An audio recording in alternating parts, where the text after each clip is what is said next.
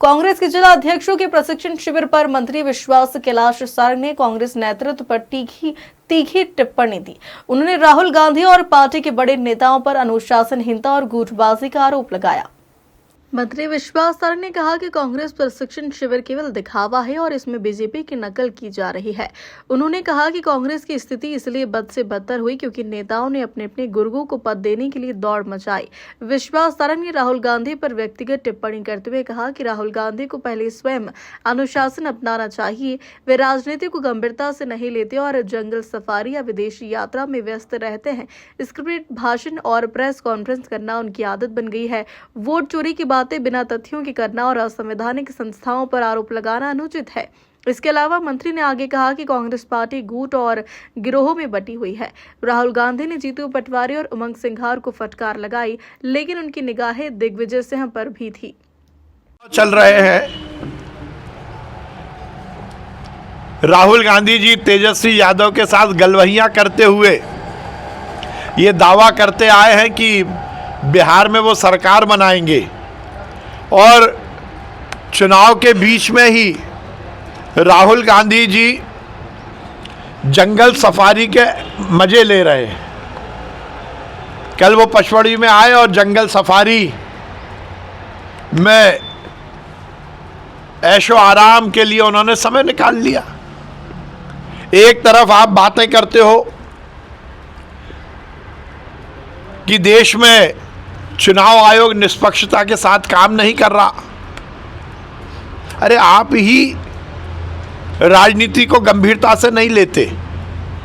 Scripted भाषण देना, scripted press conference लेना, मस्करी और मजेदारी से राजनीति करने की कोशिश करना। जब इस देश में राजनीतिक रूप से सबसे ज्यादा माहौल गर्म होता है तो राहुल गांधी कभी फॉरेन ट्रिप पर चले जाते हैं, कभी जंगल सफारी में जानवरों के बीच में जाकर छुट्टियां मनाते हैं। ये फिर एक बार स्थापित हुआ कि राहुल जी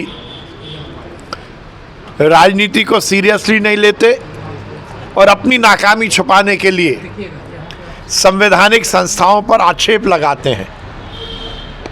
वो बिना किसी तथ्य के, बिना किसी बात के वोट चोरी की बातें करते हैं। कल कांग्रेस के नेताओं ने बड़ी बड़ी प्रेस कॉन्फ्रेंस ली। राहुल गांधी जी ने फिर बोला कि हम वोट चोरी के मामले को उजागर करेंगे। उजागर नहीं कर पा रहे। किसी फॉरेन की मॉडल का फोटो दिखाया, उसने भी आपत्ति दर्ज की है। और वोट चोरी यदि हुई है तो इस देश में वोट चोरी की शुरुआत, वोट चोरी यदि की है तो केवल और केवल नेहरू परिवार ने की है। जवाहरलाल नेहरू जी ने सबसे पहले वोट चोरी की और उस वोट चोरी के माध्यम से ही पीछे दरवाजे से वो प्रधानमंत्री बन गए। राहुल जी निष्पक्षता के साथ काम करने वाले चुनाव आयोग पर ऐसा आक्षेप लगाना, अपनी नाकामी को छुपाने की कोशिश करना, ये बहुत ठीक नहीं है। मुझे लगता है कि राहुल गांधी जी को समझना चाहिए, राजनीति इस तरह मस्करेपन से नहीं होती।